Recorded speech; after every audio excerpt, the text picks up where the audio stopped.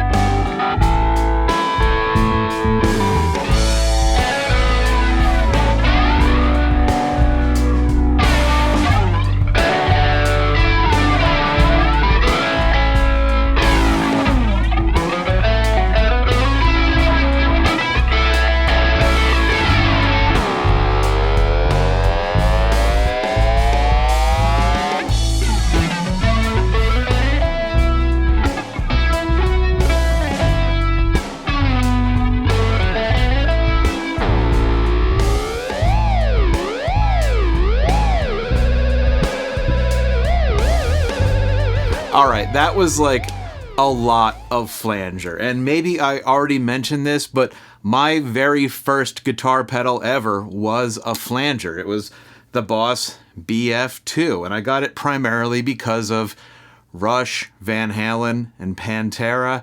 But then later on, when I mellowed out a little bit and discovered the Police and Pink Floyd, I realized, oh hey, I can use it for that too.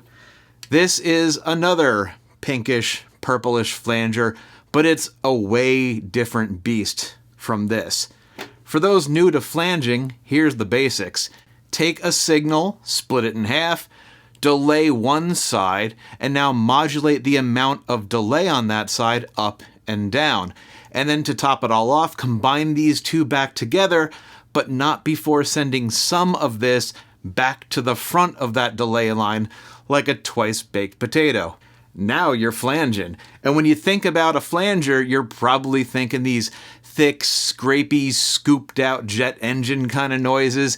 And this definitely does that. But by setting this pedal to a longer delay, and on here we do that by turning the manual knob towards the left, we can at least start out with some really nice chorusy kind of tones.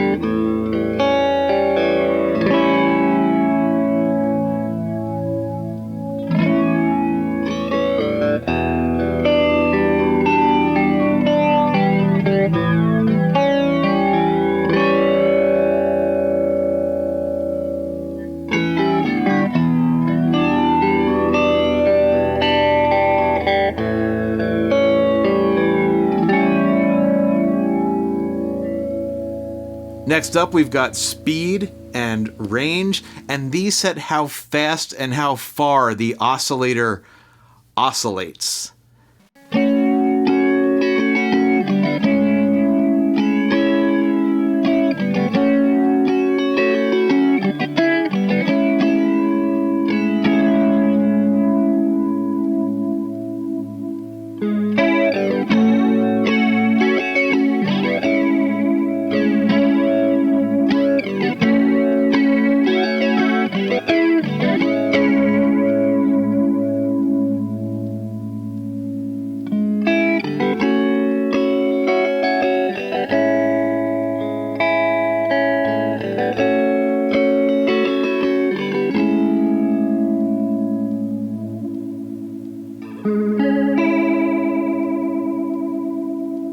Normally, I'm a low and slow kind of guy, but I actually really like the faster, fluttery kind of settings I got on here. And between these three knobs, we get to spell out the trajectory of the delay. And if we look at the schematic, here's all that. We got the initial delay, which gets set by the manual control, and then the speed and the range of the LFO cooks up a value that goes on top of that. And then all that gets picked up right here, so long as we're in taxi mode. And before I get too much further, let's hear a little bit of the intro bass line with some subtle flanging.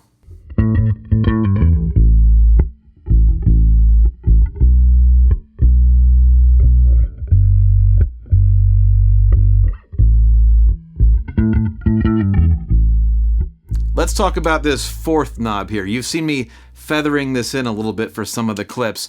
Some pedals call this feedback, some call it resonance. On here, it's labeled enhance. So it's just another way of recirculating some of the affected signal.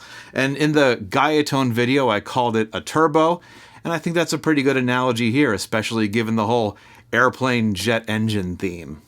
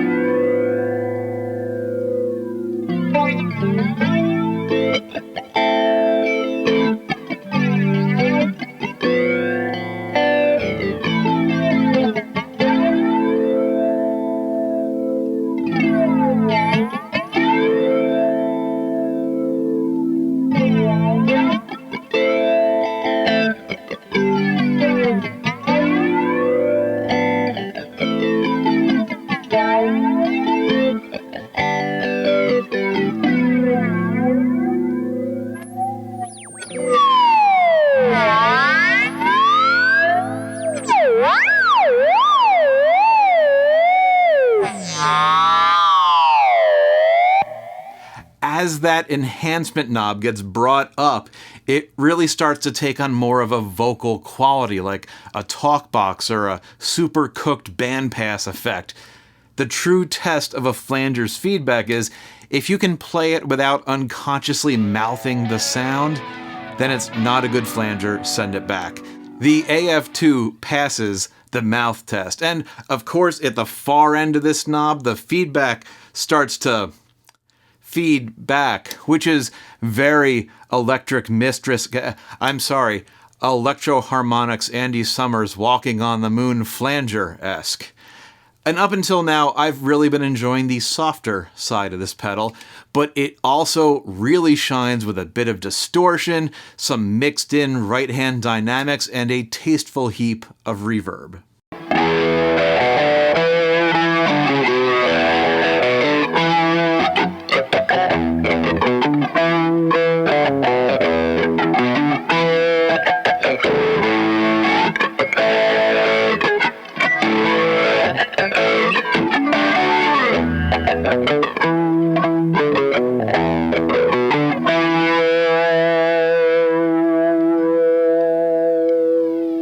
I have teased this switch and this button enough. It's time to get this thing into the air, switching to takeoff mode.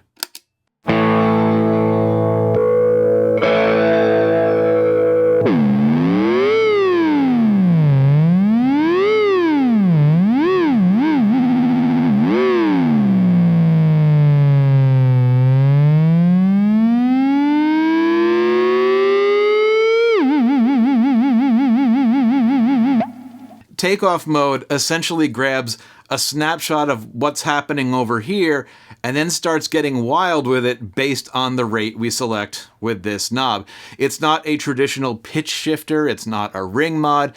It actually gets its own LFO, and going back to the schematic, this switch is K2, and this does two things. First, it switches us from the taxi oscillator over to the takeoff oscillator, and it's also doing something with the outputs of the oscillator and the feedback loop. And because of that, we can engage this a whole bunch of times and get something different each time because it's based on what's happening on the taxi side the moment that we hit it.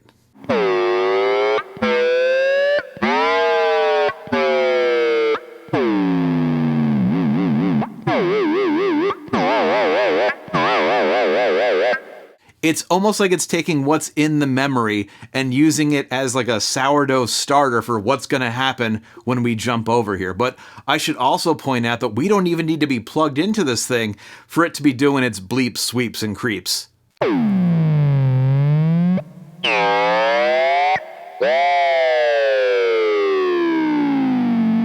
I know that I've mentioned this before, I'm just a huge fan of having somewhere to go after I've hit that last note. So like the runaway feedback oscillation of the RE20, we got the Havoc mode on a lot of the Caroline pedals, and if this wasn't so huge, and if I wasn't limited based on the songs we're covering, I would absolutely rock this as a unique tool and toy on my pedal board. I'm also a little curious why this is a toggle switch and not a momentary thing. Most of the demos I looked at, people are punching in and out pretty quick, although I have seen Paul Gilbert put it to use for, we'll just say, extended periods, and I guess that's my answer right there. This pedal is a thrill, but it's also unapologetic and a bit unpredictable at times, and it's honestly been a challenge for me to try to capture all that thrill and the element of danger while I'm just sitting down at a desk. But I've got to say, I brought this out to a jam last week and it was completely in its element. Even that weird Takeoff thing, when you've got effects and a loud tube amp after it, it really comes into its own. It's almost like Ibanez and Paul Gilbert know how to make a pedal for actual guitar playing. What a concept. Or, as the instructions so eloquently put it, play good notes and flange them. I'm working on it, man. I'm working on it. I'll catch you on the next one.